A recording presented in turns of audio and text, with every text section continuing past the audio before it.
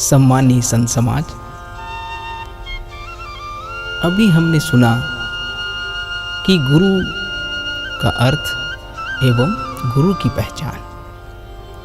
अब हमने यह जान लिया कि गुरु कैसे प्राप्त करना है और गुरु कौन हो सकता है। अब हम यह जानते हैं कि गुरु से हमें क्या प्राप्त होगा जिससे हमें मोक्ष की प्राप्ति हो सके। जिस प्रकार से गुरु का व्यवसाय वर्तमान परिस्थिति में प्रचलन में है, इसी प्रकार से जितने गुरु हुए उनसे उतने ही नाम पान, गुरु नाम, गुरुदान, गुरु दक्षिणा ऐसे नामों का भी प्रचलन समाज में है। सभी गुरुओं ने ऐसे ऐसे भ्रम जाल मानव समाज में फैला करके रखे हैं जिससे मानव आकर्षित होकर के मोक्ष मुक्ति की प्राप्ति के भ्रम में संगत में आकर के फंसा हुआ है।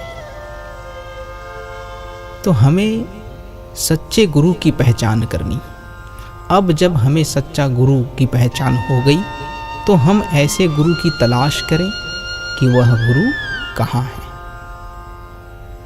निश्चित रूप से इस विषय को लेकर के बहुत से ऋषि मुनियों ने संघर्ष किया, चिंतन किए व शोध किए। सतगुरु ढूंढन को निकले हजारों संतना, सतगुरु ढूंढन को निकले हजारों संतना, खोज लियो सारा जहां, झांकियो न हृदय भीतरा।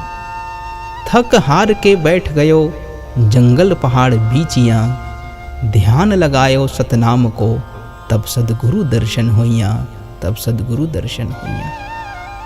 संत समाज, हमने यह जान लिया कि सदगुरु का भेद क्या है, सदगुरु की पहचान कैसे होती है, परंतु हम वह सदगुरु की तलाश कैसे करें, वह हमें कहाँ प्राप्त होगा।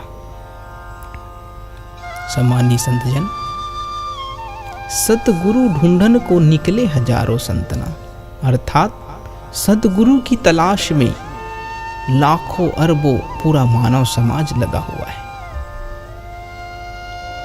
जब सदगुरु की तलाश करते करते वह ऋषि मुनि संत जन जब थक गए, थक हार के बैठ गयो जंगल पहाड़ बीचियां, थक हार करके जंगल या पहाड़ों के बीच में बैठ गए,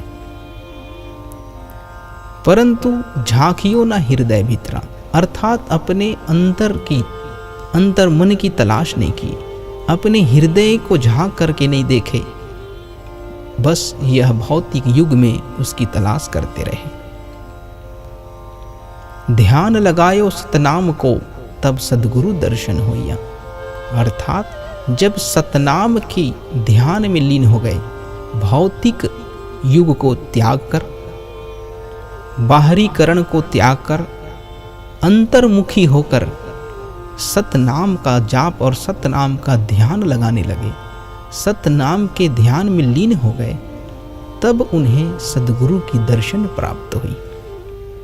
सम्मानीय संत समाज, यदि आप सबको उस सच्चे गुरु की तलाश करनी है जिसके द्वारा हमें मोक्ष की प्राप्ति हो सकती है, जो वो सत्पुरुष के द्वारा यह संसार में अधिकारी बन करके आया है, हंसा बोधने के लिए, हंसा की मुक्ति के लिए, उसके लिए बहुत ही सरल व विधि आप सबको बताई जा रही है, जिसके द्वारा हम यह संसार में कहीं हमें उसे ढूंढने की आवश्यकता नहीं होगी, उसे खोजने की आवश्यकता नहीं होगी, किसी स्थान में जाकर के तीर्थ स्थलों में जाकर ढूंढने की आवश्यकता नहीं होगी। बस यह सरल सी क्रिया को करने मात्र से हमें बहुत कम समय में उस सतगुरु की पहचान हो सकती है कि वह सतगुरु कहाँ है।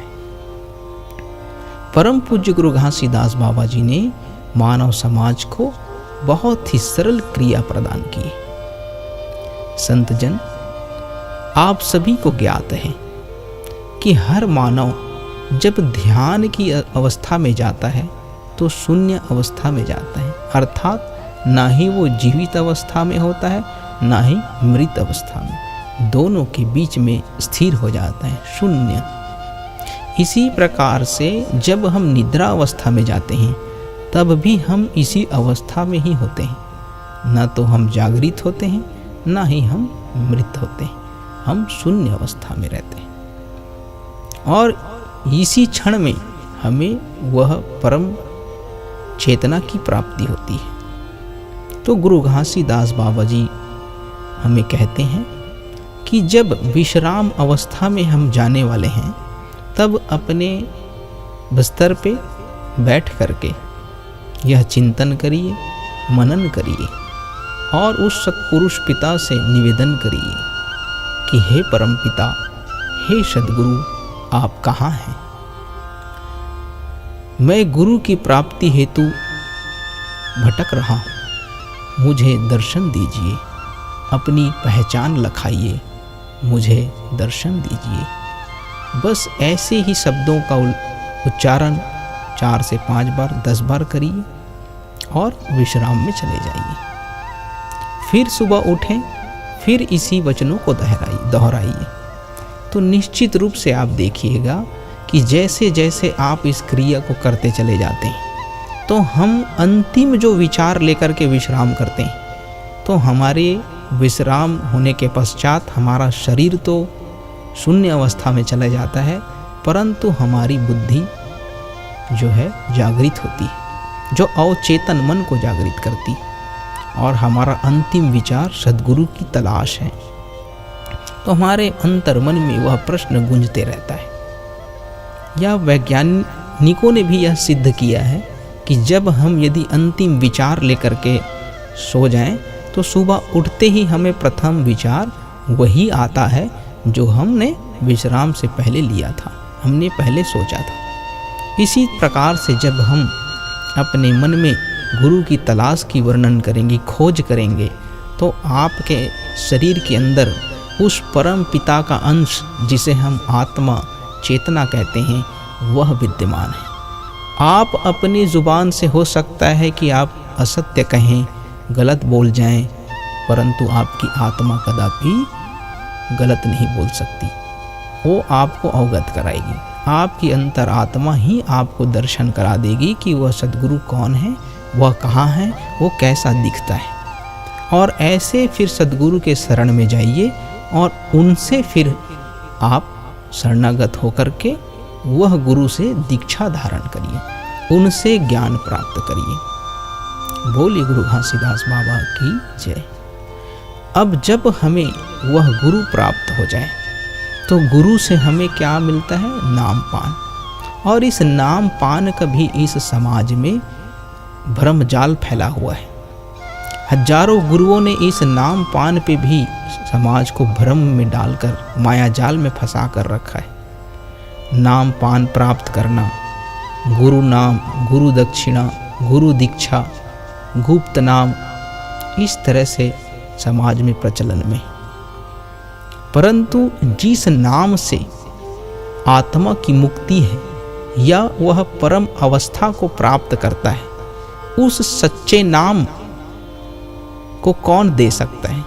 तो वह सच्चा गुरु ही उस नाम का दाता है जो पुरुष पिता से उसे लेकर के आया है, और वही हंसा को तार सकता है। तो वह नाम, जिस नाम के बारे में पूरे समाज में प्रचलन है, तो इस नाम का अर्थ भी हमें जानने की आवश्यकता है कि आखिर नाम का अर्थ क्या होता है। सद्गुरु कहते हैं कि सतला खोजत फिरें सब, और सत मिलिया ना कोय।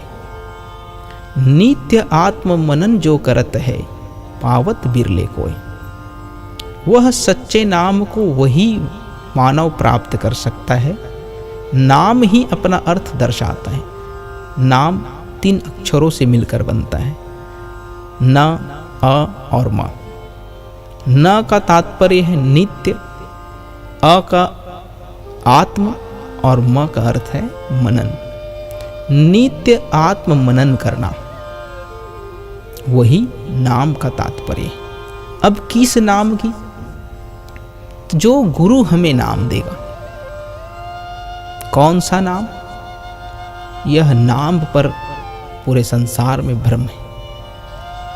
सम्मानित संतजन, जिस नाम से हंसा की मुक्ति है वह शब्दों से परे है, अक्षरों से परे है। जब वह अक्षर में नहीं हो सकता तो हम उसे शब्द में वर्णन नहीं कर सकते, हम उसे लेखन नहीं कर सकते, हम उसे बोल नहीं सकते, हम उसे सुना नहीं सकते। तो किस नाम का प्रचलन और कौन सा नाम इन गुरुओं के द्वारा दिया जा रहा है? जिस नाम से आत्मा की मुक्ति है उस नाम को सिर्फ आत्मा ही सुन सकती है, वो आत्मा ही उसे पहचान और परख सकती है। जब हमें वह सच्चे गुरु की प्राप्ति होगी और उस गुरु के द्वारा हमें जब दीक्षा प्राप्त होगी तो भौतिकता से यह शरीर उस दीक्षा के प्रक्रिया से गुजरता है तो शरीर उसे प्राप्त करता है, और आत्मा से आत्मा की प्राप्ति अर्थात आत्मा रूपी शिष्य परमात्मा रूपी गुरु को प्राप्त करता है। तो आत्मा ही आत्मा की उस नाम पान को प्राप्त कर पाता है, वही उसे सुन और समझ सकता है। और गुरु के बताए मार्ग पर वह शिष्य जीवन पर्यंत जब आगे बढ़ता चला जाता है, अनुसरण करके उनके ज्ञान को धारण करके जीवन में आगे बढ़ता है, तो धीरे धीरे वह जीवन में सत्कर्मों को, सतधर्म को, अपने जीवन में परोपकार को प्राप्त करता है। वैसे सत्कर्म करते करते जब उसकी मृत्यु होती है, अंतिम श्वास जब वो लेता है, तो शरीर, स्थूल शरीर पंच तत्व मिट्टी में विलीन हो जाता है, परंतु उसकी आत्मा सीधे सतलोक में जाकर सदगुरु के चरणों में जाकर विलीन हो जाता है, अर्थात मोक्ष मुक्ति की प्राप्ति कर लेता है। बोली गुरु घासीदास बाबा की जय।